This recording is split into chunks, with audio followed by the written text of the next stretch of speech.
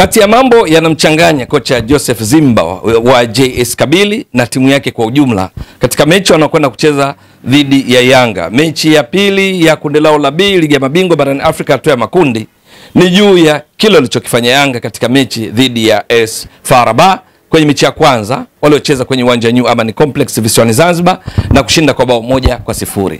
Mechi hii ya JS Kabylie dhidi ya Yanga ni katika zile zitakazochezwa tarehe 28, ambapo kwenye kundi lao mechi nyingine itakutanisha Al Ahli ya Misri itakayokwenda kucheza dhidi ya FAR Rabat katika kundi hilo la B ligi ya mabingwa barani Afrika. Sasa Joseph Zimba na JS Kabylie yake wanatambua kwamba katika mechi ya kwanza walifungwa 4-1. Ni katika mechi ambayo walicheza dhidi ya Al Ahli, ambapo katika siku hiyo wao walipigiwa mashuti 7 ya kulenga shabaha, huku 4 yakibadilika na kuwa mabao na kupoteza mchezo huo. Sasa wakiangalia kile walichokifanya Yanga dhidi ya FAR Rabat katika mechi yao kwenye uwanja New Amani Complex, ndicho ambacho kwa kiasi fulani kinatisha na kuwafanya wajipange zaidi kuhakikisha kwamba wakiwa nyumbani waambulie chochote, kwa sababu Yanga kwa namna ilivyocheza dhidi ya FAR Rabat ni unstoppable endapo wataendeleza kile walichokifanya katika mechi ya kwanza. Ni kwa sababu gani? Ni kwamba ukizama ndani katika small details wanagundua kwamba Yanga ni hatari sana katika kushambulia. Yanga ni wazuri katika kuzuia. Yanga katika mchezo dhidi ya FAR Rabat walipiga mashuti, tunasema shots, mashuti 15, kati ya hayo 9 yalilenga shabaha, ilhali FAR Rabat katika mchezo huo walipiga mashuti 5 mechi zima, shuti moja tu lilenga shabaha, tena katika dakika ya 58 ya mchezo, likipigwa na Hamudani, ambalo hata hivyo Djigui Diarra alilicheza. Dakika 90 walipiga shuti moja tu la kulenga shabaha. Dakika 90 Yanga mashuti 9 yakilenga shabaha kati ya 15, ambapo nazungumzia hapa shooting accuracy ya takriban 60%. Yanga maana yake walionekana wako vizuri zaidi katika mchezo ambao kwenye umiliki wa mpira hawakujihusisha sana kuwafunika FAR Rabat. Ndio kwa sababu Yanga walimiliki mpira kwa 51%, FAR Rabat walimiliki mpira kwa 49%. Yanga pasi za jumla walipiga pasi 369, FAR Rabat walipiga pasi 364. Tofauti yao ni pasi 5 tu katika mchezo mzima. Lakini zilizofika Yanga walipiga pasi 288 zilizofika, FAR Rabat pasi 283. Tofauti ni pasi 5 tu zilizofika. Kwa hiyo unaona pasi za jumla Yanga waliwazidi FAR Rabat kwa pasi 5 tu, lakini FAR Rabat walizidiwa pia pasi 5 tu zilizofika na Yanga. Lakini tofauti yao ilikuwa ni namna Yanga wanavyokuwa direct, wanafika zaidi kwenye lango la FAR Rabat na kufanya majaribio ya kufunga, tena mashuti kwa usahihi 9. Hili ndilo linalotisha zaidi. Ni kwa sababu gani? Joseph Zimba na wachezaji wake, benchi la ufundi la JS Kabylie, kwa vyovyote vile wana kazi ya ziada kukabiliana na Yanga hii inayofika sana, kwa sababu katika kufuatilia kwao wataona kwamba FAR Rabat katika msimu huu 2025-26 kwenye ligi kuu yao ya Morocco, FAR Rabat wameshacheza mechi 8. Kwenye mechi 8 walizocheza wana pointi 18, wako nafasi ya pili kwenye msimamo wa ligi kuu ya Morocco, performance ya 75%. Katika kufunga wamefunga mabao 14 wakiwa wao wameruhusu bao moja tu katika mechi 8.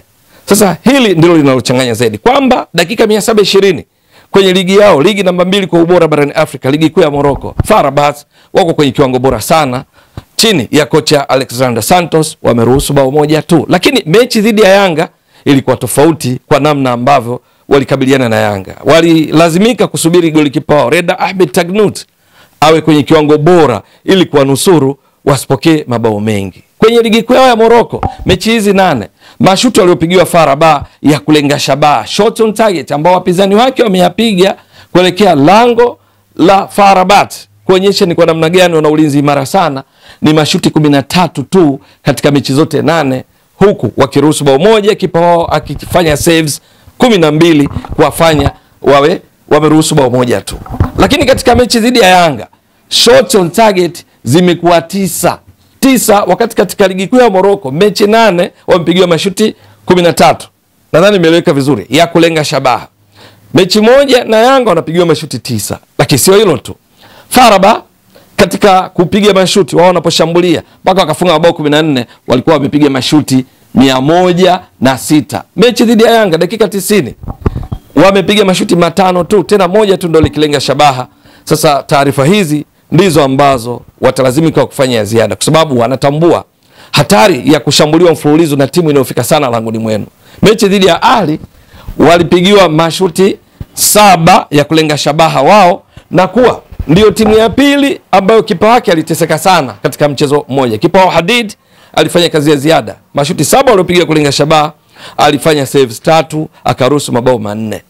Hadid ndiye kipa wa pili kuteseka sana, kwa sababu namba 1 kipa aliyeteseka sana ni Reda Ahmed Tegnut wa FAR Rabat, aliyeteswa zaidi na Yanga kwa kupigiwa mashuti 9. Yani katika timu zote 16 za hatua makundi ligi ya mabingwa barani Afrika kwenye raundi ya kwanza kwenye makundi yao, kipa aliongoza kuteswa sana ni Reda Ahmed Tegnut kwa mashuti 9, akicheza saves 8, na kuwa ndiye kipa aliyeng'ara kuliko makipa wote kwa kuibania Yanga. Maana Yanga ilikuwa inaupita ukuta wa FAR Rabat. Wale akina Abdel Hamid walikuwa wanapitwa, kina Marwan Lawan walikuwa wanapitwa, viungo wao akina Zenedine Deraj, akina Mohamed Rabi Herimat, mabeki wao pembeni kina Anas Bash, akina Tor Canero walikuwa wametepeta kwenye safu ya ushambuliaji ya Yanga ya kina Prince Pumelo Dube, Peodo Pako Mzuzwa, wakifika mara kwa mara na kufanya majaribio hayo. Sasa hayo ndio ambao watapaswa kufanya ziada. Na ukifahamu vizuri zaidi katika ligi kuu ya Algeria hivi sasa, JS Kabylie mwenendo wao katika ulinzi sio mzuri sana. Watalazimika kufanya ziada kuhakikisha hawahudhuriki katika mechi dhidi ya Yanga. Walijitahidi mechi dhidi ya Al Ahly, matokeo yake wakafungwa mabao 4, na sasa wanakwenda kucheza dhidi ya Yanga ambayo ndiyo timu iliyoongoza kupiga mashuti mengi ya kulenga shabaha kuliko timu zote. Yanga ndio iliongoza mashuti 9 kulenga shabaha dhidi ya wapinzani wao. Wa pili Al Ahly waliopiga mashuti 7 kulenga shabaha, halafu ndo zinafuata timu nyingine kama Mamelodi na wengineo. Lakini Yanga ndio walikuwa wana njaa zaidi kufika kwa wapinzani. Sasa wao kwenye ligi kuu yao ya Algeria hivi sasa wanashika nafasi ya 7. JS Kabylie ni baada ya kucheza mechi 9, pointi walizo nazo ni 15 tu kati ya pointi 27 walizopaswa kuzipata kutokana na michezo 9. Ukizidisha kwa 100 hapa unagundua performance yao ni around 56%. Wakati Yanga wanaocheza nao kwa ligi kuu Tanzania bara, ligi namba 5 kwa ubora barani Afrika, wamecheza mechi 4 wana pointi 10, performance ni around 83%. Lakini wao kwenye ligi namba 4 kwa ubora barani Afrika ndio performance yao iko 56%. Lakini kinachotisha zaidi ni kwenye mabao. Kwenye ligi yao wao wamefunga mabao 1, lakini mechi hizi 9 wameruhusu mabao 8. Kwa lugha nyingine, wastani wa bao 1 katika kila mchezo isipokuwa mchezo mmoja. Maana mechi 9 wameruhusu mabao 8. Sasa kwa rekodi hizo walizonazo JS Kabylie katika ligi kuu yao ya Algeria, mechi 9 point 15, mechi 9 wakiruhusu mabao 8, mechi 9 wakifunga mabao 11 tu, hakika wana kazi ya ziada wanajiona dhidi ya Yanga. Labda tumaini pekee ni kwamba kwenye makaratasi Al Ahly iliyowafunga wao mabao 4-1 ni klabu namba 1 kwa ubora barani Afrika, na tena walikuwa ugenini. Lakini Yanga ni klabu namba 8 kwa ubora barani Afrika, bado ni miongoni mwa klabu bora, imo ndani ya top 10 kwa viwango vya CAF hivi sasa. Na kwa sababu hiyo labda unaweza kaona kwamba labda moto utapungua kulinganisha na mechi waliocheza dhidi ya Al Ahly. Lakini wakizama ndani zaidi, wakiona namna ambavyo FAR Rabat iliteseka katika mechi dhidi ya Yanga, FAR Rabat ikishukuru walau kwa kupoteza bao 1-0 kwa sababu ukuta wao ulifikika sana na Yanga kiasi cha kupigiwa mashuti zaidi ya 60% ya mashuti yote ya kulenga shabaha waliopigiwa msimu kwenye ligi kuu yao ya Morocco. Kama nilivyotoka kueleza, msimu mzima mpaka sasa mechi 8 wamepigiwa mashuti ya kulenga shabaha 13 tu. Kati ya hayo 1 ndio likiwa bao 12, golikipa Reda Ahmed Tegnut akisave, akicheza vyema, akizuia michomo kutoka kwa wapinzani. Lakini kwa Yanga mechi 1 wamepigiwa mashuti 9 ya kulenga shabaha. 9 katika mashuti 13 ni around 69% ya mashuti yote waliopigiwa msimu huu ya kulenga shabaha wamepigiwa katika mechi 1 dhidi ya Yanga. Sasa hilo ndilo Joseph Zimbawa na mabeki wake, akina Zinedine Belaid, akina Reda Bensha mabeki wa kati, golikipa wake Hadid, beki wa kulia Neshat Jabri, beki wa kushoto Hamza Muali, viungo wao wawili pale. Maana mfumo wao huwa ni baada ya golikipa ni 4-2-3-1. Yani walinzi wa 4, viungo wale ukabaji, viungo 3 ushambuliaji, mshambuliaji kinara mmoja. Viungo wao ukabaji, nazungumzia Babakar Sa, nazungumzia Boujema, Mehdi Boujema, lakini pia wale viungo watatu wa ushambuliaji kina Josephat Athubada aliyetoka Singida Black Stars na kwenda kujiunga JS Kabylie, lakini pia huyu Babakar Sarr tunafahamu alikuwa hapo katika klabu ya Simba, mambo yake yakuwa mazuri, hivi sasa yupo JS Kabylie, ni miongoni mwa wanaong'ara. Lakini washambuliaji wao kina Ayman Mahias, kina Mergem, kazi wanayo kupambana dhidi ya Yanga ilionyesha kiwango bora sana katika mechi dhidi ya FAR Rabat. Sasa nini kitarajiwe kwa Tanzania, kwa wana Yanga? Matarajio ni kuona Yanga chini ya kocha Pedro Gonçalves, wachezaji wake wakitekeleza vyema mpango kazi wa kocha Pedro Gonçalves na kuonyesha kiwango bora kama walichoonyesha dhidi ya FAR Rabat ili kupata matokeo mazuri. Pedro Pacome Zouzoua aendelee kuwa unstoppable katika mechi dhidi ya FAR Rabat, alifanya kila atakalo kwa kiasi kikubwa kwa mafanikio. Wachezaji Prince Pumelo Dube aendeleze ubora wake katika mechi dhidi ya FAR Rabat, aliwasumbua sana akipiga mashuti 4 matatu akilenga shabaha, moja tu ndo likitoka nje na ndiye aliyefunga bao pekee lilowapa Yanga ushindi. Lakini wachezaji wengine kina Mudathi Yaya Abbas, akina Zuka Buya, Djigui Diarra goalkeeper, walinzi Ibra Baka, Dickson Jobu, walinzi wa pembeni kina Isra Patrick Mwenda, kina Mohamed Hussein Shabalala au Shadrack Sakaboka, yeyote tukipangwa basi siku hiyo kuhakikisha wanatekeleza vyema mipango kazi ya kocha Pedro Gonçalves ili kupata ushindi. Ikishindikana basi walau wata point moja, lakini wasipoteze. Hawa JS Kabylie kwa walichokionyesha dhidi ya Al Ahly, kwa mwendo wao katika ligi kuu ya Algeria, ligi namba 4 kwa ubora barani Afrika, Tanzania ikiwa ni ligi namba 5 kwa ubora barani Afrika ambako Yanga ndiko wanatoka, ni dhahiri kwamba Yanga wakiendeleza ubora wao wana uwezo wa kupata pointi zote 3 na kujiweka katika nafasi nzuri kwenye kundi lao la B, kuhakikisha kwamba safari yao ya kuania nafasi mojawapo kati ya 2 za kufuzu hatua robo finali kutoka kwenye kundi lao inakuja kufanikiwa. Je, itakuwa vipi? Na hasa kwa kuzingatia kwamba Yanga kule nchini Algeria hivi karibuni wameshawahi kupata matokeo ya aina zote.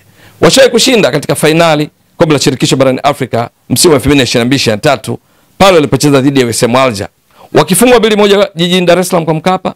Lakini kule ugenini kule Algeria walishinda bao 1-0 mkwaju wa penalty wa Juma Shabani, nakumbuka vizuri. Lakini msimu wa 2023-2024 walikwenda wakafungwa 3-0 na CR Belouizdad katika mechi ambayo walicheza vizuri sana kwa maana ya vigezo vingine kama umiliki wa mpira na kufanya majaribio, wakipiga mashuti 4 kulenga shabaha. CR Belouizdad mechi nzima wakipiga mashuti 3 ya kulenga shabaha, yote kamba. Yanga wakafungwa 3-0. Sasa Yanga kule Algeria washawahi kupata matokeo ya aina zote, wana mengi ambayo walishajifunza. Wachezaji wake wengi waliokuwa kwenye mechi hizo dhidi ya CR Belouizdad, dhidi ya USM Alger wamo kikosini, kama Djigui Diarra ni miongoni mwa ambao bado wamo, Dickson Job, Bakari Nondo Mwamnyeto.